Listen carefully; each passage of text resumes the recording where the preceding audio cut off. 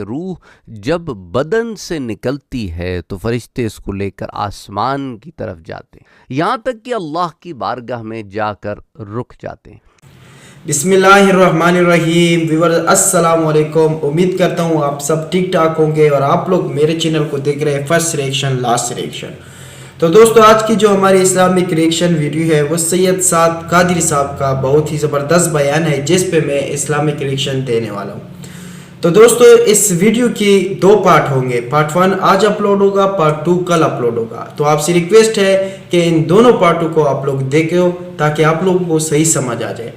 تو چلتے ہیں ویڈیو کی طرف۔ ویڈیو کا ٹائٹل ہے مرنے کے بعد روح کیا کیا دکھتی ہے۔ تو آؤ چل کے اس ویڈیو کو دیکھتے ہیں۔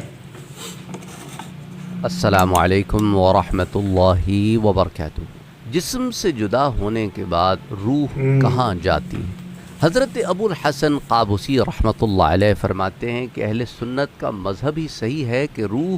جب بدن سے نکلتی ہے تو فرشتے اس کو لے کر آسمان کی طرف جاتے ہیں، یہاں تک کہ اللہ کی بارگاہ میں جا کر رک جاتے ہیں، اور اللہ سبحانہ و تعالیٰ اس روح سے باس پرس فرماتا ہے۔ پھر اگر وہ روح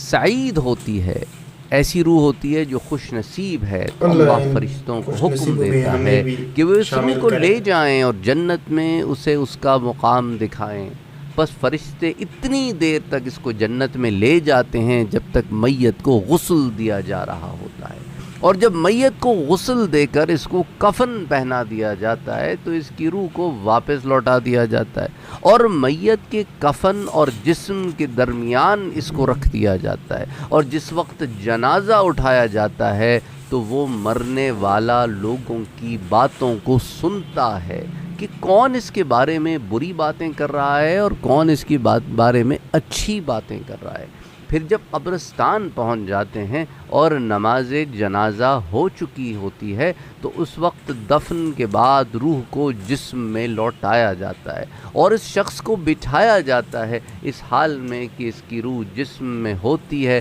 اور پھر دو فرشتے اس کا امتحان لینے آتے ہیں۔ اور عمر بن دینار سے مروی ہے، وہ بیان کرتے ہیں کہ ہر میت کی روح فرشتے کے ہاتھ میں ہوتی ہے، اور روح جب میت کو غسل دیا جاتا ہے، کفن پہنایا جاتا ہے، اس کے جنازے کو لے کر چلتے ہیں، پھر دفن کے بعد قبر میں بٹھایا جاتا ہے، ان تمام کاموں کو روح دیکھتی ہے۔ اور حافظ ابو نعیم اسی حدیث کے آخر میں اور داؤد اپنی روایت میں یہ اضافہ کرتے ہیں کہ جب میت چارپائی پر ہوتی ہے تو اس کو کہا جاتا ہے کہ سن لے لوگ تیرے بارے میں کیا کہہ رہے ہیں۔ ابو حامد یعنی امام غزالی جو ہے اپنی کتاب کشف علوم الآخرہ میں فرماتے ہیں کہ جب فرشتہ نیک روح کو قبض کرتا ہے تو دو خوبصورت چہرے والے فرشتے خوبصورت کپڑے پہنے ہوئے خوبصورت لباس میں ہوتے ہیں، اور ان کے بدنوں سے خوشبو ایسے ٹھاٹے مارتے ہوئے آ رہی ہوتی ہے کہ لپکے اٹھتے ہیں۔ وہ اس فرشتے سے اس روح کو وصول کر لیتے ہیں اور جنت سے اپنے ساتھ لائے ہوئے ریشم میں اسے لپیٹ لیتے ہیں، اور وہ روح شہد کی مکھی جتنی جسامت رکھتی ہے، اور اتنی جسامت کی حامل روح میں پورا انسانی تشخص، عقل، دماغ اور دنیا میں اس نے جس قدر علوم و فنون حاصل کیے ہوتے ہیں وہ تمام تر معلومات اس میں موجود ہوتی ہیں۔ چنانچہ اس روح کو فرشتے لے کر فضا میں بلند ہوتے ہیں، اور راستے میں پچھلی امتوں اور ماضی میں فوت ہونے والے تمام انسانوں کی ارواح ٹڈی دل کی لشکر کی مانند منتشر اور پھیلی ہوئی ہوتی ہے، جہاں سے وہ گزرتے ہیں یہاں تک کہ آسمان دنیا تک پہنچ جاتے ہیں، اور امین فرشتہ آسمان دنیا کے دروازے پہ دستک دیتا ہے۔ اندر سے آواز آتی ہے، کون؟ آنے والا فرشتہ جواب دیتا ہے، میں سلسائیل ہوں، اور یہ اس کا بہت اچھا اور پسندیدہ نام لے کر بتاتا ہے کہ فلاں شخص میرے ساتھ ہے، یعنی اس کی روح میرے ساتھ ہے۔ تو اندر سے فرشتہ کہتا ہے کہ جی ہاں، یہ شخص تو بہت اچھا انسان ہوا ہے اور غیر متزلزل عقیدہ رکھتا تھا۔ پھر دوسرے آسمان پر پہنچ کر جب فرشتہ دروازہ کھٹکھٹاتا ہے تو پوچھا جاتا ہے کہ تم کون ہو؟ وہ پہلا سا جواب دیتا ہے تو دوسرے آسمان کے فرشتے کہتے ہیں، بھئی فلاں کے لیے خوش آمدید، اہلاً و سہلاً، کہ یہ شخص اپنے تمام فرائض کے ساتھ اپنی نماز کی محافظت کرتا تھا۔ پھر وہاں سے چل کر تیسرے آسمان پر پہنچتے ہیں تو پھر امین دروازہ کھلواتا ہے، یہ جو فرشتہ امانت کے ساتھ لا رہا ہے نا روح کو، تو اسے کہا جاتا ہے کہ آپ کون ہیں، اور وہ پہلے کی طرح جواب دیتا ہے، تو پھر اندر سے آواز آتی ہے کہ فلاں کو مرحبا،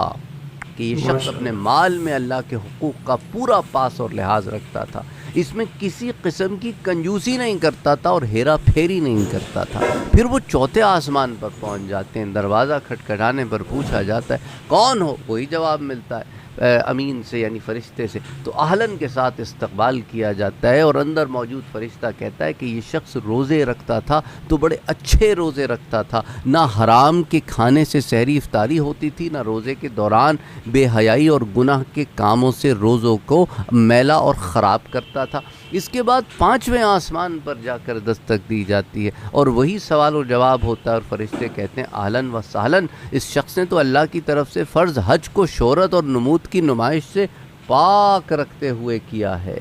اور پھر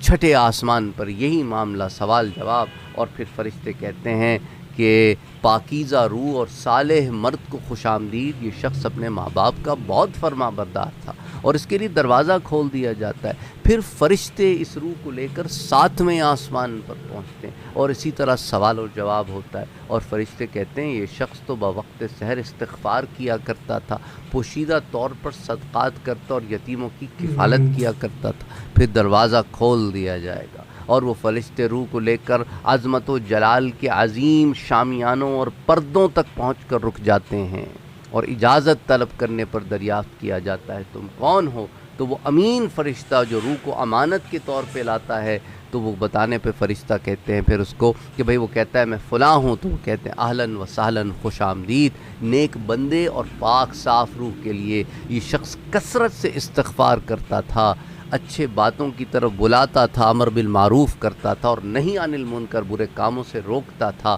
اس کا یہ سارے کاموں کا فریضہ انجام دیتا اور مسکینوں کی عزت کیا کرتا تھا۔ اس کے بعد فرشتے اس روح کو لے کر ملائکہ کی ایک جماعت کے پاس سے گزرتے ہیں، تو تمام ملائکہ اس کو خیریت کی بشارت دیتے ہیں، اس کے ساتھ مصافحہ کرتے ہیں، حتیٰ کہ وہ روح سدرۃ المنتہا تک جا پہنچتی ہے۔ روح کو لے کر جانے والا فرشتہ دستک دیتا ہے، اور اندر سے پوچھا جاتا ہے کہ تم کون ہو؟ جانے والا فرشتہ جواب دیتا ہے، تو کہا جاتا ہے کہ بھئی میں تو فلاں ہوں اور میرے ساتھ فلاں کی روح ہے، تو کہا جاتا ہے خوش آمدید، دنیا میں اس کا عمل نیک تھا اور خالص اللہ کی رضا اور خوشنودی کے لیے تھا۔ پھر دروازہ کھول دیا جاتا ہے، اور فرشتے اس روح کو لے کر پہلے آگ کا سمندر عبور کرتے ہیں، پھر نور کا سمندر عبور کرتے ہیں، پھر اس کو پار کرنے کے بعد بحر ظلمت آتا ہے، اور پھر پانی کا سمندر، پھر برف کا سمندر، اور پھر اولوں کا سمندر۔ ان سب سمندروں کو ایک ایک کر کے عبور کرتے جاتے ہیں، اور ہر ایک سمندر سے دوسرے سمندر کے درمیانی فاصلہ